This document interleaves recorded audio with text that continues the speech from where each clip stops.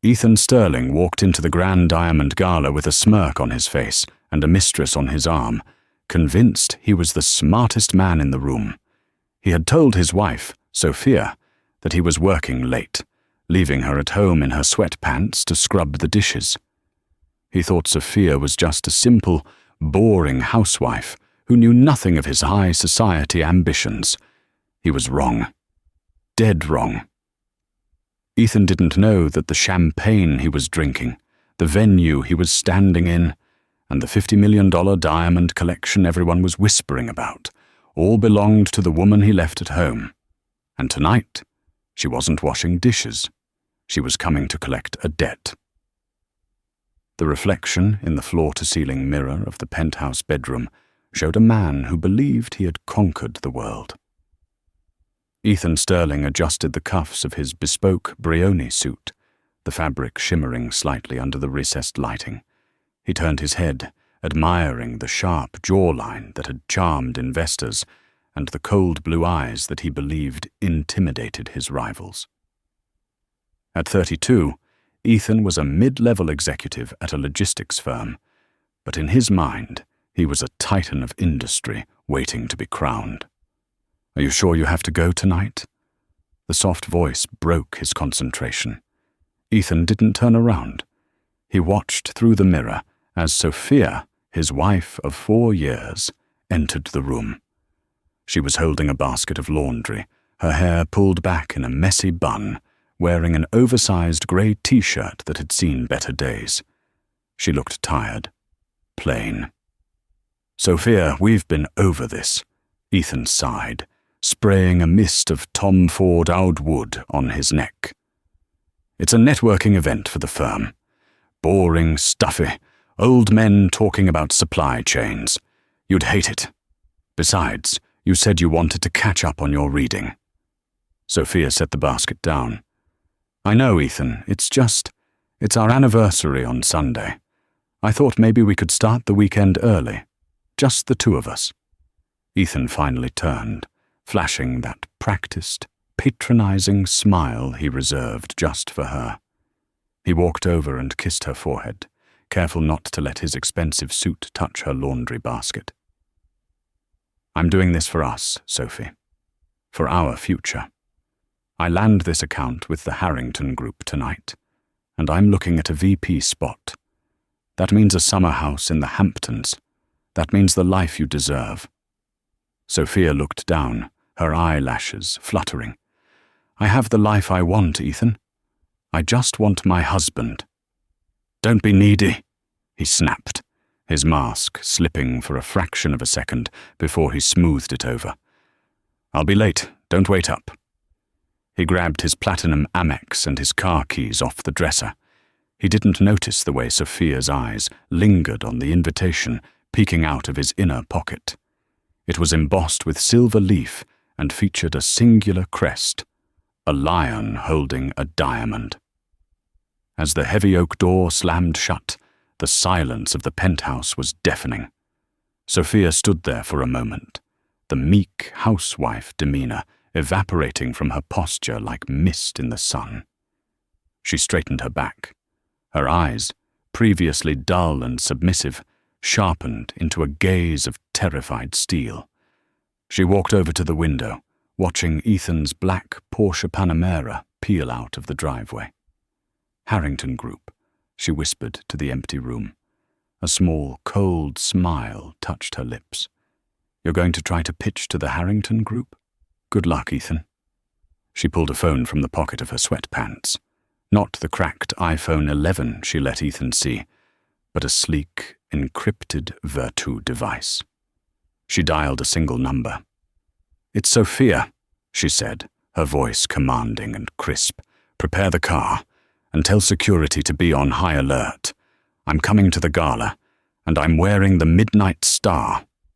Ethan's mood soared as he drove away from the suburbs and toward the glittering heart of the city. He loved the power of the Porsche, but he hated the anchor that was his domestic life. Sophia was safe. She was reliable. She was the woman who had supported him when he was a nobody, paying his rent while he finished his MBA. But now, Now she was just background noise. She didn't understand luxury. She didn't understand ambition. He pulled up to the curb of a luxury high-rise in the downtown district. A moment later, the passenger door opened, and the scent of Chanel No. 5, too much of it, filled the car. "Hey, baby," Chloe purred, sliding into the leather seat. Chloe Vane was everything Sophia wasn't. She was loud, she was flashy, and she was expensive. She wore a red dress that was cut aggressively low, clinging to her curves like a second skin. Her jewelry was gold and chunky, flashy, but if you knew what to look for, you could tell the diamonds were cubic zirconia. But Ethan didn't know what to look for. He just saw the shine. "You look incredible," Ethan said, placing a hand on her thigh as he merged back into traffic. "I better," Chloe laughed, checking her makeup in the visor mirror. "This dress cost a fortune. You're lucky I'm letting you show me off. So, where is this thing again?" "The Ritz?" "Better," Ethan said, puffing his chest out. "The Kensington Hall. It's the Diamond Gala, Chloe. Tickets are $5,000 a pop, the most exclusive event of the decade. Everyone who is anyone will be there. Elon's people, the Vanderbilts, the heirs to the LVMH fortune." "Kensington Hall?" Chloe wrinkled her nose. "Never heard of it." "That's because it's old money, babe. Real money. The Kensington family owns half the real estate in London and New York, but they're ghosts. No one sees them. Rumor has it the last surviving heir is a recluse. But tonight, they're opening the vault for charity." Ethan felt a surge of adrenaline. This was his arena. He was going to walk in there, dazzle the elites with his charm, introduce Chloe as his fiancée or business partner. He hadn't decided which lie was better yet, and close the deal of a lifetime. He didn't realize that the invitation in his pocket wasn't sent to him because of his business acumen. It was sent because the head of the guest list had been instructed to ensure Mr. Sterling had a front row seat to his own funeral. They arrived at the venue. The Kensington Hall was a fortress of limestone and marble, bathed in golden floodlights. A red carpet stretched up the massive steps, flanked by velvet ropes and stoic security guards wearing earpieces. Paparazzi were screaming names, flashbulbs popping like lightning storms. Ethan handed the keys to the valet, a young man who looked at the Porsche with a bored expression, having just parked 3 Rolls-Royces and a Bugatti. "Ready?" Ethan asked, offering his arm to Chloe. "Born ready," she grinned, adjusting her dress to show more leg. As they stepped onto the carpet, Ethan waited for the cameras to turn toward him. He paused, smiling, ready for the flash. But the cameras didn't flash. The photographers looked right through him, their lenses trained on an elderly couple behind him, the Duke and Duchess of Westminster. "Move along, sir," a security guard murmured, ushering Ethan forward. "You're blocking the entrance." Ethan's face flushed red. He grabbed Chloe's arm a little too tightly and hurried her inside. "Philistines," he muttered. "They don't know talent when they see it." "Oh, watch the merchandise," Chloe snapped, pulling her arm away. "It's fine, babe. Once we get inside, they'll all be looking at me."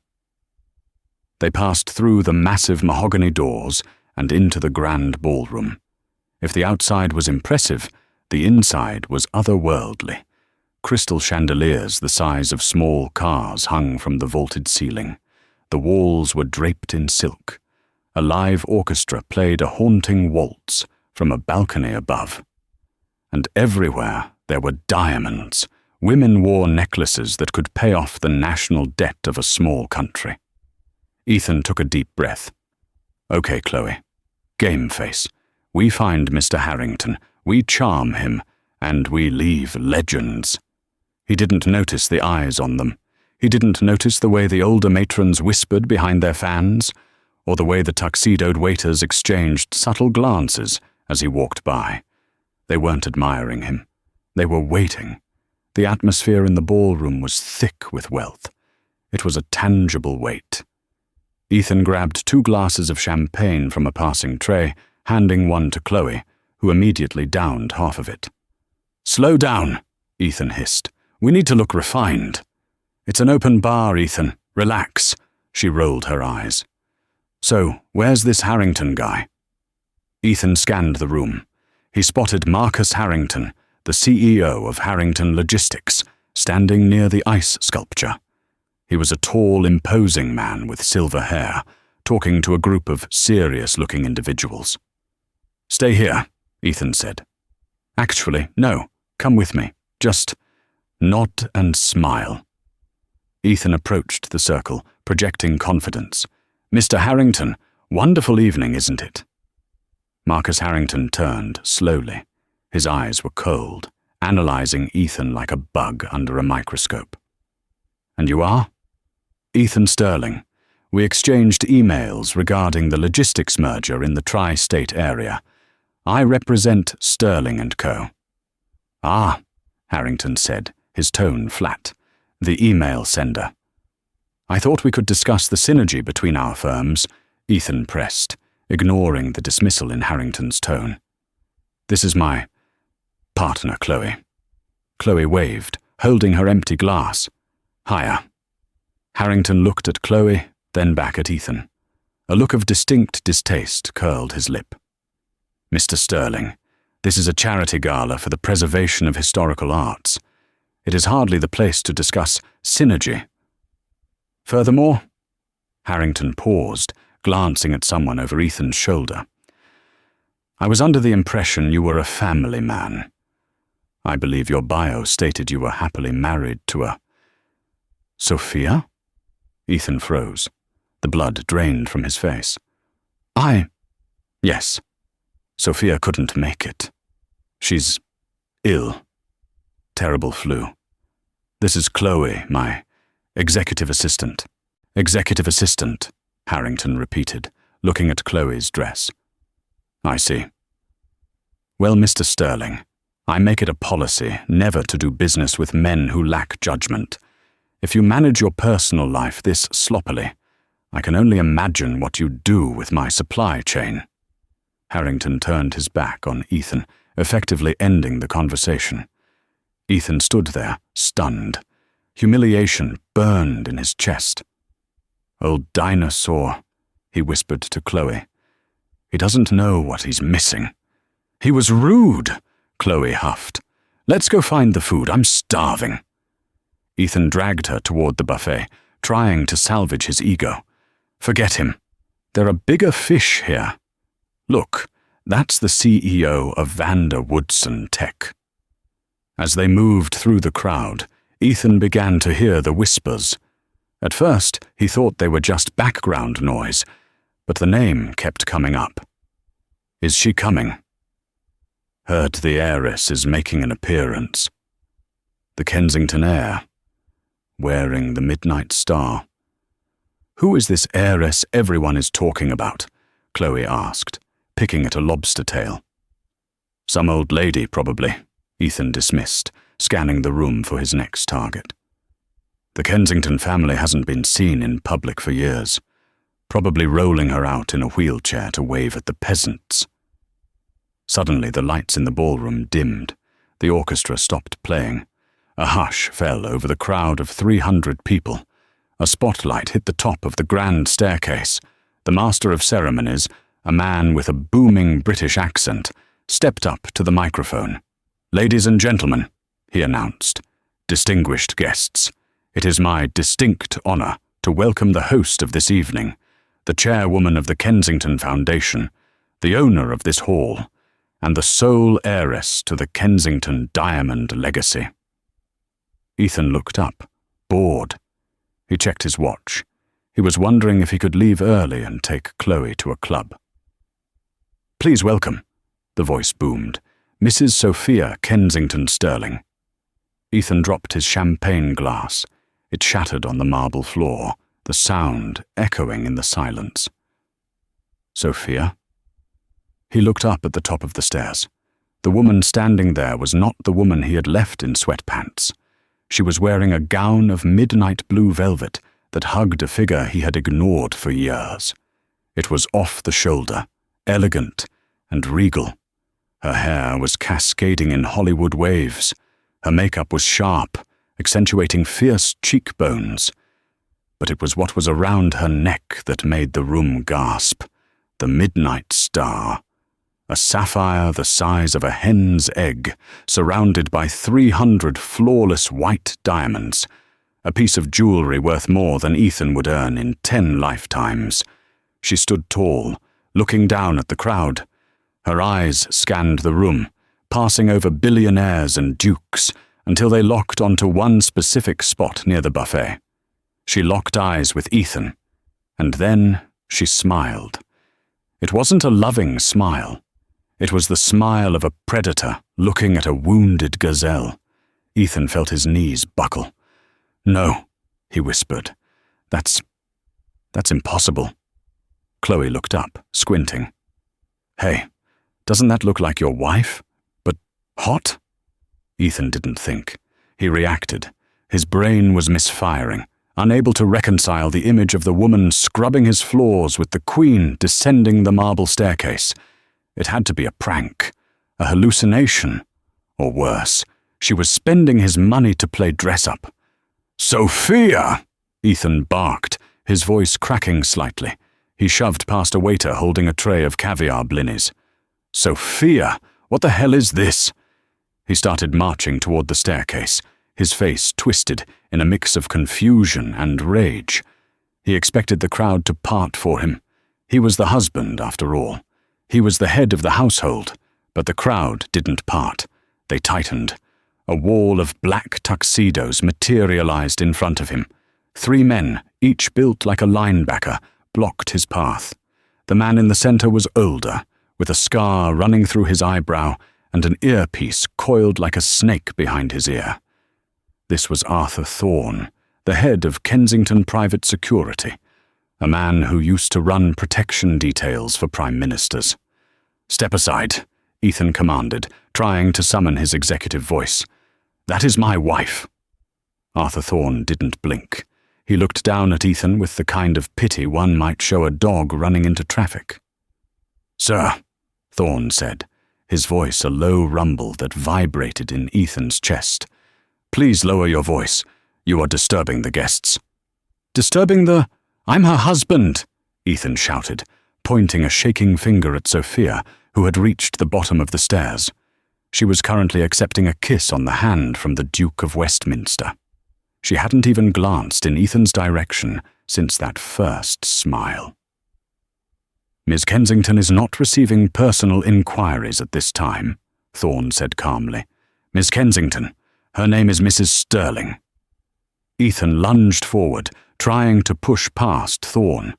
It was a mistake. In a blur of motion, Thorne caught Ethan's wrist. He didn't twist it. He simply held it with a grip like iron. The pressure was immense. Ethan gasped, his knees buckling slightly. "Let go of me!" Ethan squeaked. "Ethan, stop it!" Chloe hissed, appearing at his elbow. She looked terrified. She had been scanning the room and realized something Ethan hadn't. Everyone was staring at them with disgust. "You're making a scene. Let's just go." "I'm not going anywhere until she explains why she's wearing a necklace that costs more than our apartment," Ethan snarled, yanking his arm free. At that moment, Sophia turned. She didn't shout. She didn't look angry. She simply raised one elegant hand, and the entire ballroom, filled with 300 of the world's most powerful people, went silent. She walked toward Ethan. The crowd parted for her like the Red Sea. Her heels clicked rhythmically on the marble floor. Click, click, click. A countdown to destruction. She stopped 3 feet away from him. Up close, she looked even more radiant and more terrifying. The midnight star blazed at her throat. "Sophia," Ethan breathed, his anger suddenly replaced by confusion. "Babe, what is going on? Why didn't you tell me you knew these people? We can use this. Introduce me to Harrington properly." He reached out to touch her arm. Sophia took a half-step back, avoiding his touch as if he were contagious. "Ethan," she said. Her voice was smooth, cultured, the voice of old money, not the tired whisper he was used to. "You seem confused. You told me you were going to a boring networking event for the firm. Yet here you are, at my gala." She shifted her gaze to Chloe. She looked the mistress up and down, analyzing the cheap fabric of her dress, the fake gold, the terrified expression. "And you brought a guest," Sophia noted dryly. "How charitable of you." She's my assistant," Ethan stammered, sweating profusely. Sophia laughed. It was a light, tinkling sound that chilled the blood of everyone who heard it. "Oh, Ethan, you never were a good liar. Chloe Vane, 24, aspiring Instagram model, currently unemployed. You met her 3 months ago at the Sky Bar. You bought her that bracelet with our joint savings account. Transaction date, October 14th. The crowd gasped. Chloe's eyes went wide. "How do you know that?" "I know everything," Sophia said softly. "I own the bank you bank with, Ethan." Ethan felt the room spinning. You own the bank?" "I own the holding company that owns the bank," Sophia corrected effortlessly. "And the logistics firm you work for. Kensington Global Ventures just acquired a 51% controlling stake this morning." Ethan's jaw dropped. You're my boss?" "Technically," Sophia mused, tapping her chin with a manicured finger. "I'm your boss's boss's boss. And I have to say, looking at your quarterly performance reviews, I'm not impressed." She turned her back on him and walked toward the microphone on the stage. Ethan tried to follow, but Thorne stepped in his way again. "Ladies and gentlemen," Sophia said into the mic, her voice booming through the hall. "Thank you for your patience. Tonight is about value. It is about recognizing what is precious and discarding what is fake." She looked directly at Ethan. "For 4 years I lived a lie. I pretended to be a woman of no means because I wanted to be loved for who I was, not for the Kensington fortune. I wanted a partner who would build a life with me, brick by brick." She paused, letting the silence hang heavy. "Instead, I found a man who saw my simplicity as a weakness. A man who cheated, lied, and belittled me because he thought he was the prize. A man who brought his mistress to my house, to my event, thinking he was entering a world he could conquer." She gestured to the large screen behind her. Suddenly, a video began to play. It was footage from their penthouse living room. It was time-stamped 2 hours ago. It showed Ethan fixing his tie and sneering at Sophia's back. The audio was crystal clear. "I'm doing this for us, Sophie. Don't be needy." Then the video cut to the car ride, dashcam footage. "She's just background noise. She doesn't understand ambition." The crowd erupted in murmurs. "Disgraceful," Marcus Harrington whispered, loud enough for Ethan to hear. "Absolutely classless." Ethan stood frozen, watching his own arrogance played back on a 20-foot screen. He felt naked, stripped of every shred of dignity. "Tonight," Sophia continued, "I am making a donation. The Kensington Foundation is donating $50 million to the Women's Legal Defense Fund." Applause thundered through the room. "And," Sophia added, her eyes hardening, "I am also announcing a personal divestment. As of this moment, I have filed for divorce on the grounds of adultery, captured in 4K resolution." She snapped her fingers. "Security, please remove the trash. It's beginning to smell. The grip of iron." The command hung in the air like the blade of a guillotine. "Security, please remove the trash." For a heartbeat, Ethan Sterling thought he could laugh it off. He thought he could turn to the crowd, flash his signature charming smile, the one that had closed deals and seduced mistresses, and play it off as a lover's quarrel. He opened his mouth to speak, to say something witty, to reclaim the narrative. But before a sound could leave his throat, the air was sucked out of his personal space. Arthur Thorne moved with a speed that belied his size. The head of Kensington Security didn't grab Ethan by the collar like a bar bouncer. That would have been too crude for an event of this caliber. Instead, Thorne utilized a pressure point grip on Ethan's upper arm, clamping down on the tricep with a force that sent a jolt of paralyzing electricity down to Ethan's fingertips. "Walk," Thorne whispered. It wasn't a suggestion, it was a statement of physics. "Get your hands off me," Ethan gasped, his voice shrill and cracking, betraying the terror rising in his chest. "Do you know who I am? I am the husband of the hostess. I am a VIP. "You are a trespasser," Thorne corrected, his voice a low rumble that only Ethan could hear. "And you are making a scene." Ethan tried to plant his feet, to make a stand, but two other security operatives, men with necks as thick as tree trunks and eyes devoid of empathy, flanked him instantly. They created a moving wall, propelling him backward.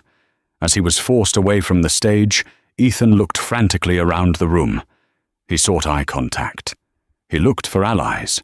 He looked for the men he had been drinking with just 20 minutes ago.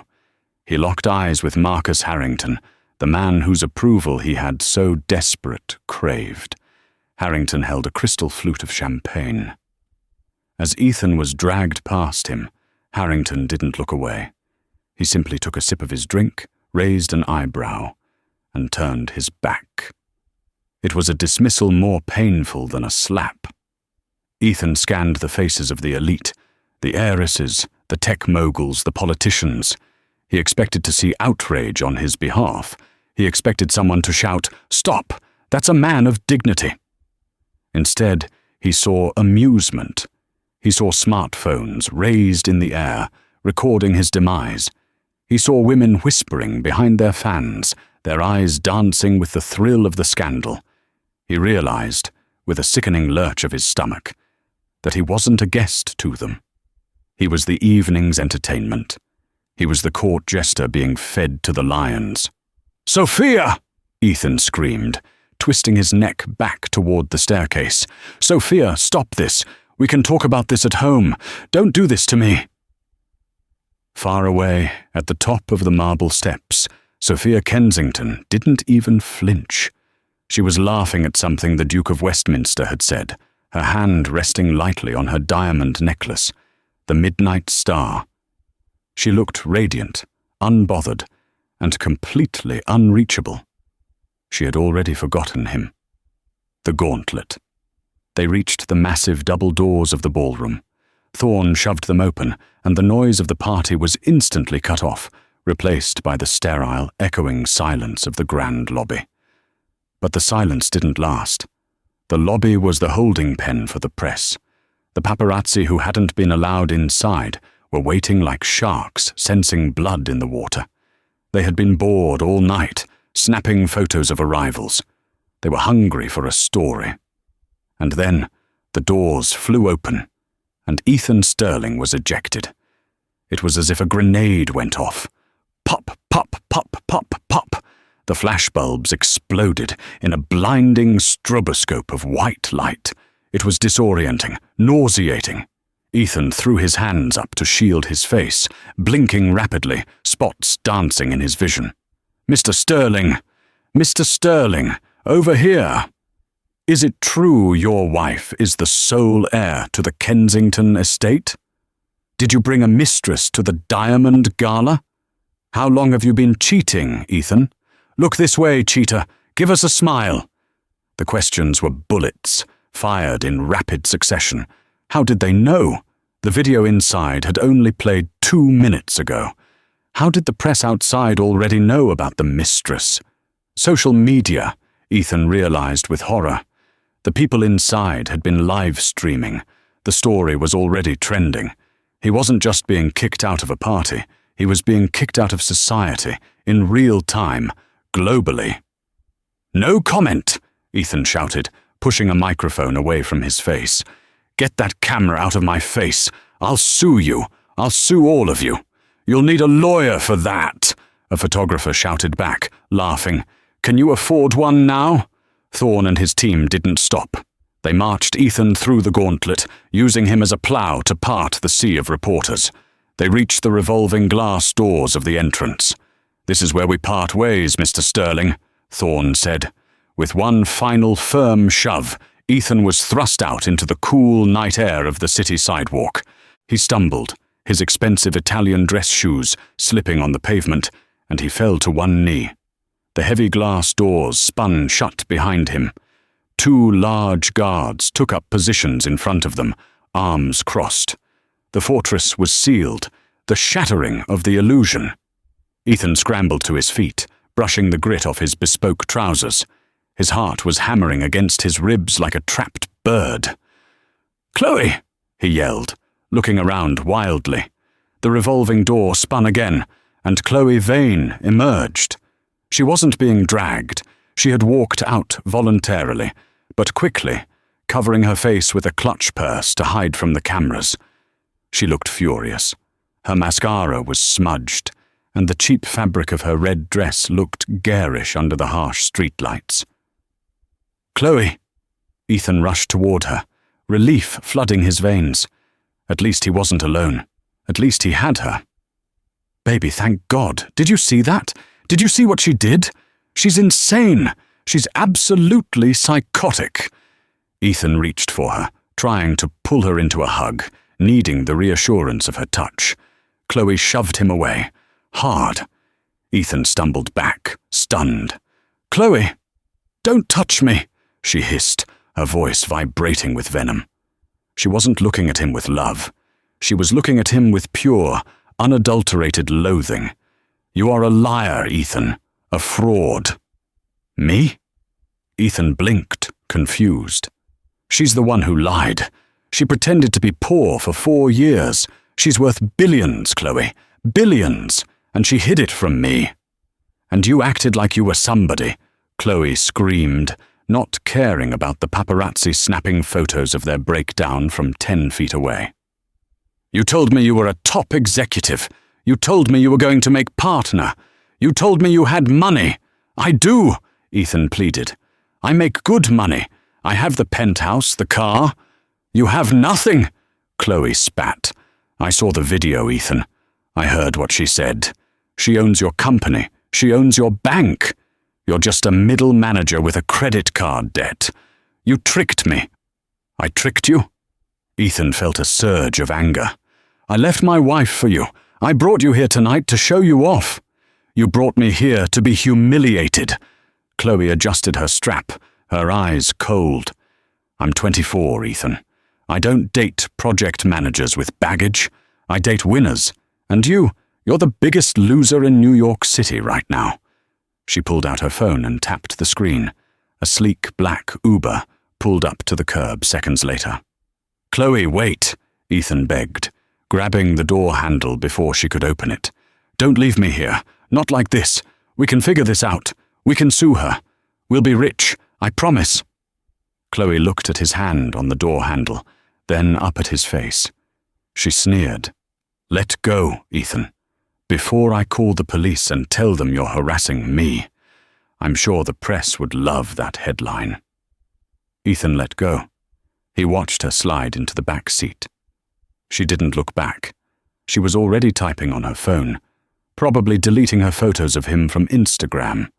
The car merged into traffic and disappeared, taking the last shred of his ego with it. The repossession of dignity. Ethan stood alone on the sidewalk. The adrenaline was fading, replaced by a cold, creeping dread. He needed to get out of here. He needed to go home, regroup, and call a lawyer. He needed his car. "Valet!" Ethan shouted, storming toward the valet stand. "My car. Now. The black Porsche Panamera. Ticket number 402. He slammed the ticket onto the podium. The valet was the same young man from earlier, the one Ethan had tossed his keys to without making eye contact. The young man looked at the ticket, then looked up at Ethan. His expression was unreadable. "One moment, sir," the valet said. He didn't run to get the car. Instead, he signaled to a man standing in the shadows near a tow truck parked just down the block. The man in the shadows stepped forward. He was wearing a grey jumpsuit and holding a clipboard. He looked tired and bored. "Ethan Sterling?" the man asked. "Yes, that's me. Who are you?" "Where is my car?"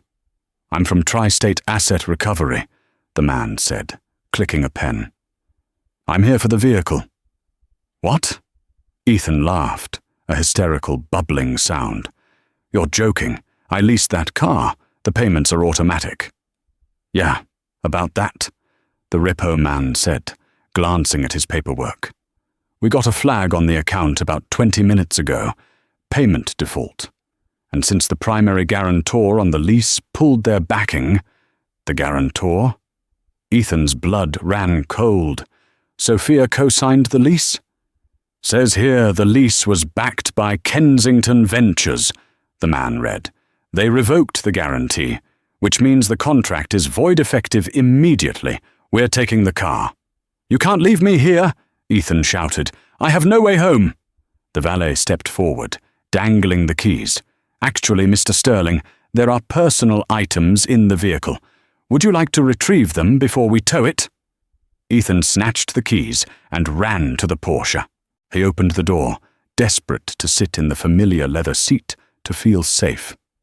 "Sir, you can't start the engine," the repo man warned. "Just the personal items." Ethan grabbed his sunglasses and a pack of gum from the center console. He looked at the steering wheel, the symbol of his success. He gripped it one last time. "Time's up," the repo man said. Ethan stepped out. He watched as they hooked his car, his beautiful, sleek, German-engineered identity, onto the back of the dirty truck. He watched as they hoisted it up like a carcass. The digital execution. The truck drove away. Ethan was left standing on the curb in his tuxedo, holding a pack of gum and a pair of sunglasses. It started to drizzle. Of course it did. He reached into his pocket for his phone. He needed to call an Uber. He opened the app. Payment method declined. He frowned. He switched to his Platinum Amex. Payment method declined. He switched to his debit card. Card declined. Contact your financial institution. Panic, cold and sharp, pierced his chest. He opened his banking app. He tried to log in. Access denied. Reason, account frozen, pursuant to court order. Docket 944-992B. Pending investigation for embezzlement and fraud. Embezzlement, Ethan whispered to the wet screen. A notification banner dropped down from the top of his screen. It was an email. Priority high. Sender, Human Resources, Sterling Logistics, a Kensington company. His fingers trembled so badly he almost dropped the phone. He opened the email. "Mr. Sterling, effective immediately. Your employment with Sterling Logistics is terminated for cause. An internal audit has revealed significant discrepancies in your expense reporting over the last 24 fiscal months. Given the severity of the misconduct and the breach of our code of ethics, we have forwarded our findings to the district attorney's office. Security has already cleared your desk. Your personal effects have been mailed to your address on file. Do not attempt to enter the building. Your badge has been deactivated." Ethan stared at the words until they blurred. Terminated. Fraud. District attorney. He looked up at the Kensington Hall. The lights were still blazing. He could hear the faint sound of the orchestra playing inside. He could imagine Sophia in there, raising a glass, surrounded by warmth, wealth, and power. She hadn't just divorced him. She hadn't just embarrassed him. She had erased him. Ethan looked down at his feet. The water was soaking through his socks. He had no car. He had no money. He had no job. He had no wife. He had no mistress. He didn't even have enough money for the subway. He began to walk. He walked away from the lights, away from the cameras, away from the life he thought he deserved. He walked into the dark, wet streets of the city, a man made of ash, dissolving in the rain. The silence of his phone in his pocket was deafening. It was the sound of a world that no longer had any use for Ethan Sterling. The legal slaughter. The unraveling of Ethan Sterling's life did not happen all at once. It wasn't a quick Band-Aid rip. It was a slow, surgical dismantling, performed by the most expensive lawyers in New York City. 3 days after the gala, Ethan sat in a conference room at Harrow, Thorne and Associates. The table was made of mahogany, long enough to land a small plane on. On one side sat Ethan, alone, wearing a rumpled suit he had retrieved from the dry cleaners because he could no longer access his penthouse closet. On the other side sat a phalanx of 6 lawyers, led by a woman named Evelyn Sharp. She was known in the city as the Guillotine. Sophia wasn't there. Of course she wasn't.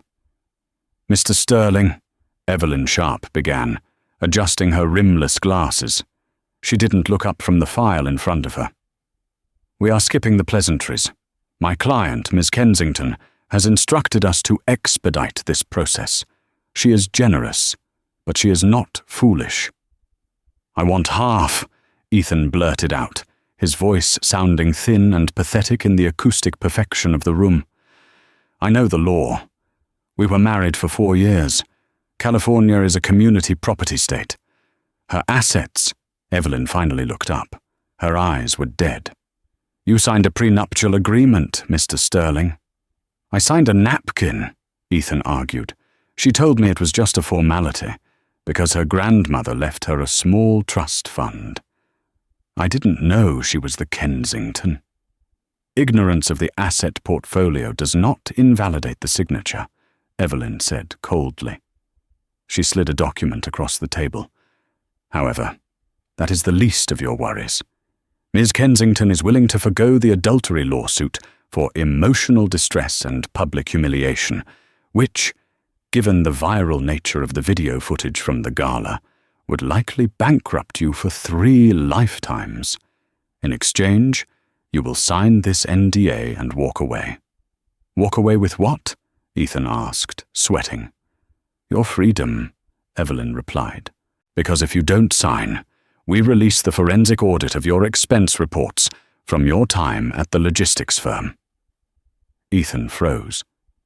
The air left his lungs. "Over the last 2 years," Evelyn read from a sheet, "you expensed $24,000 in client dinners that were actually dates with Miss Chloe Vane.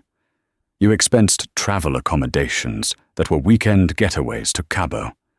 That is corporate embezzlement, Mr. Sterling, grand larceny, prison time." Ethan slumped in his chair. He realized then that Sophia hadn't just been washing his dishes and folding his laundry all those years. She had been watching. She had known every lie, every stolen dollar, every betrayal. She had held the sword over his neck the entire time, waiting for him to give her a reason to drop it. He picked up the pen. His hand shook so violently he could barely write.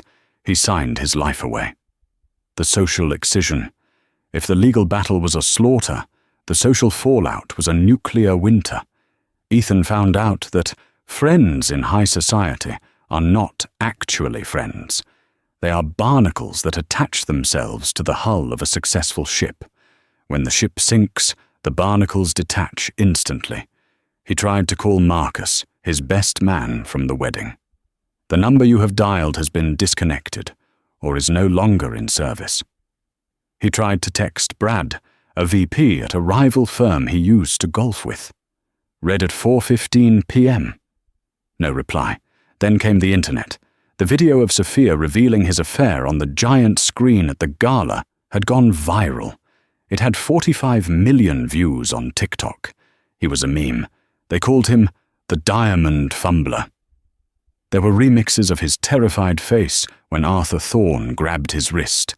He couldn't walk down the street without someone pointing a phone at him. He had become the face of arrogance and failure. And Chloe? The woman he had destroyed his marriage for? 2 weeks after the gala, Ethan was sitting in a dive bar in Queens, drinking cheap beer because his credit cards were frozen. The TV above the bar was tuned to an entertainment news channel. "Coming up next," the anchor chirped. An exclusive interview with the woman caught in the middle of the Kensington scandal. Chloe Vane tells all. Ethan watched in horror as Chloe appeared on screen. She was crying, fake, dry tears.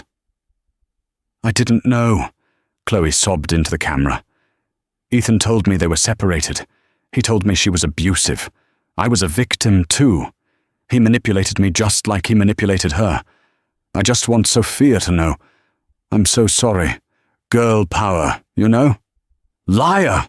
Ethan screamed at the TV, throwing his beer coaster. The bartender glared at him. "Hey pal, keep it down or get out." Ethan looked around. No one cared. He wasn't a VP anymore. He was just a drunk guy in a cheap suit, shouting at a television. The descent. 3 months later, the money was gone. The severance he got from his job was non-existent due to the embezzlement cause. The Porsche was repossessed. The lease on the penthouse was terminated. Ethan Sterling, the man who used to critique the thread count of his Egyptian cotton sheets, was now living in a basement apartment in the Bronx. The ceiling had water stains that looked like maps of countries that didn't exist. The radiator clanked like a dying engine. He had 2 roommates, a college student who played techno music until 4 a.m., and a guy named Rico who kept a pet python in a glass tank in the living room. Ethan sat on his futon, staring at his laptop. He had applied to 200 jobs. "Dear Mr. Sterling, while your background is impressive, we have decided to move forward with other candidates. Dear Mr. Sterling, at this time, we feel your values do not align with our corporate culture." The Kensington reach was infinite. Sophia didn't have to blacklist him explicitly. She didn't have to make a single phone call. The name Sterling was radioactive. No reputable company wanted to hire the man who tried to humiliate the most powerful heiress in New York. He was a liability. He sold his Rolex. The pawn shop guy laughed at him. "It's a replica, buddy. Good quality, but fake movement. Worth maybe $200. Ethan had paid $5,000 for it from a connection in the city. Another layer of his fake life peeling away. He took the $200. He needed it for groceries. The bottom 6 months later. The rain in November was cold, the kind that seeped into your bones and stayed there. Ethan pulled the collar of his jacket up. It wasn't the cashmere coat he used to wear. It was a stiff, synthetic parka he bought at a thrift store. He checked his reflection in a shop window. He looked 10 years older. His face was gaunt, his eyes hollowed out by insomnia and regret. The arrogance that had fueled him for a decade had burned out, leaving only a pile of ash. He walked into the Daily Grind, a high-volume coffee franchise in the financial district. He wasn't there for a latte. He punched in his code at the employee entrance. "You're late, Sterling," the shift manager barked. The manager was 22 years old, with a nose ring and a power trip. "One more strike and you're out. Get on the espresso machine. Rush hour starts in 10. "Yes, sir," Ethan muttered. He tied on the green apron. The smell of burnt milk made him nauseous. For the next 4 hours, Ethan was a machine. Steam, pour, cap. Steam, pour, cap. He served men in suits who looked exactly like he used to. He saw the way they looked at him, or rather, the way they didn't look at him. To them, he was part of the machinery. A servant. "Hey," a customer snapped, tapping a credit card on the counter. "I ordered almond milk. This is oat. Are you deaf or just stupid?" Ethan looked up. The customer was a young executive, wearing a Breitling watch and a smug grin. A year ago, Ethan would have fired a man like this for incompetence. A year ago, Ethan would have destroyed him. "I'm sorry," Ethan said, his voice cracking. "I'll remake it." "Yeah, you will. And hurry up. I have a meeting at Kensington Tower." The name hit Ethan like a physical blow. Kensington Tower. The new headquarters Sophia had built. He made the coffee. His hands were shaking. He handed it over. "Keep the change," the man sneered, dropping a dime into the tip jar. The encounter. It was 6 p.m. when Ethan's shift ended. He walked out the back door, into the alleyway, emptying the trash bags into the dumpster. He wiped the sweat from his forehead and walked around to the front of the building to catch the subway. Traffic was stopped. A motorcade was moving slowly down the street. Black SUVs with tinted windows, flanked by police motorcycles. Ethan stopped on the sidewalk. A crowd had gathered. "Who is it?" someone asked. "It's her," a woman whispered reverently. "It's the Queen of New York." The motorcade came to a halt right in front of the coffee shop. The traffic light had turned red, trapping the lead vehicle, a custom Rolls-Royce Phantom, painted a deep midnight blue. Ethan stood 10 feet away. He was frozen. He knew that car. He had seen the designs for it on Sophia's desk years ago, back when he thought she was sketching dream cars she could never afford. The back window of the Rolls-Royce hummed down silently. Ethan's heart hammered against his ribs. "She's going to see me," he thought. "She's going to see me in this apron, smelling like old milk, standing in the rain." He wanted to run. He wanted to hide. But he couldn't move. The window lowered completely. Sophia sat inside.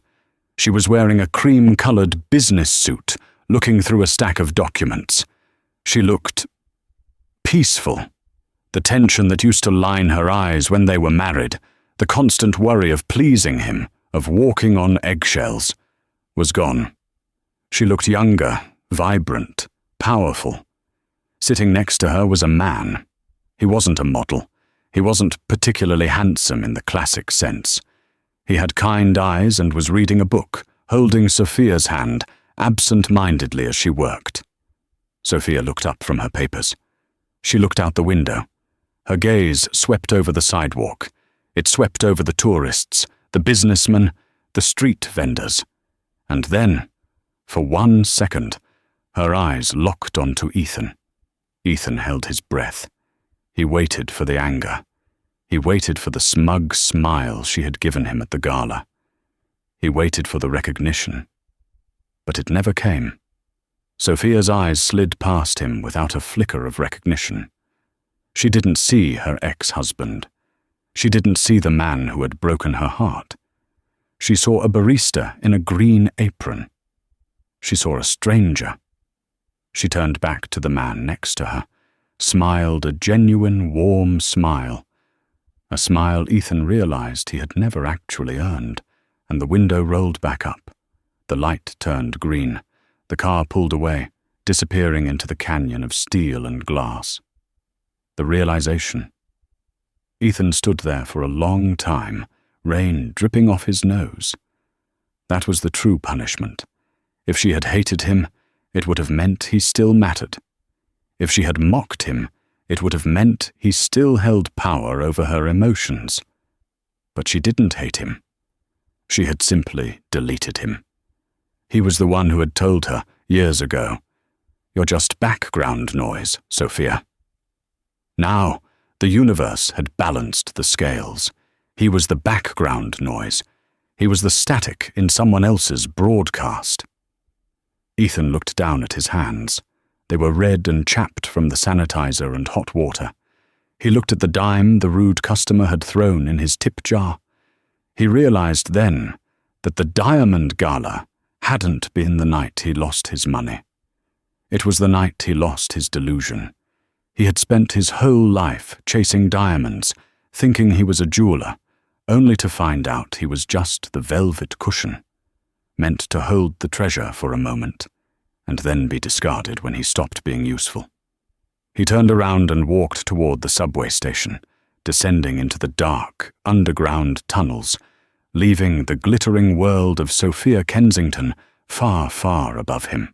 Ethan's story is a brutal reminder that true value isn't found in flashiness, loud posturing, or the illusion of success. He mistook Sophia's humility for weakness, and her silence for ignorance. In doing so, he didn't just lose a fortune, he lost the only person who had actually loved him for who he was. By the time he realized that the boring housewife was the architect of his entire life, the foundation had already crumbled. He learned the hard way, that in the game of life, the king might move one space at a time, but the queen can go wherever she wants, and checkmate comes when you least expect it. Wow, talk about instantaneous karma. If you enjoyed watching Ethan get exactly what he deserved, make sure to hit that like button. It really helps the channel grow. What would you do if you found out your partner was secretly a billionaire? Let me know in the comments below. And don't forget to subscribe and ring the bell so you never miss the next story of betrayal and revenge. Thanks for watching.